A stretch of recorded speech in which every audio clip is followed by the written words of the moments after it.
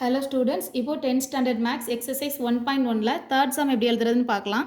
If b cross a equal to minus 2, 3, minus 2, 4, 0, 3, 0, 4, 3, 3, 3, 4, find a and b. So இப்படி b cross a யோட set கொடுத்துட்டு உனக்கு ஏயும் b யோட வேல்யூம் ஃபைண்ட் பண்ண சொல்லியிருக்காங்க. ஸோ தமிழில் b cross a equal to the same values தான் கொடுத்துருக்காங்க. ஏனில் a and b ஆகியவற்றை காண்கன்னு கேட்டிருக்காங்க. ஸோ b cross a அப்படின்னு சொல்லி கொடுத்ததுனால ஃபர்ஸ்ட்டில் உள்ள எலமெண்ட் எல்லாம் என்னவா இருக்கும், b யோட வேல்யூஸாக இருக்கும். ஸோ ஐ மீன் இது எல்லாமே இது b யோட வேல்யூ, இது a யோட value. -2b value, 4a value, 0b value, 3a value. So இந்த மாதிரி இருக்குது.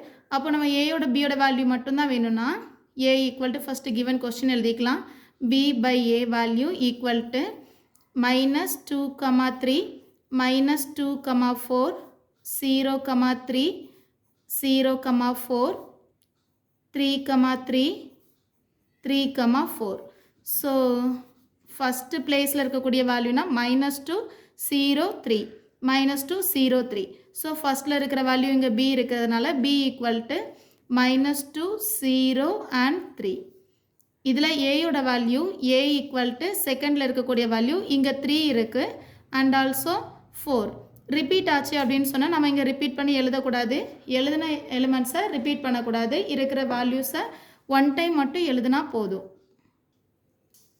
So final answer a equal to 3, 4 and b equal to -2, 0 and 3.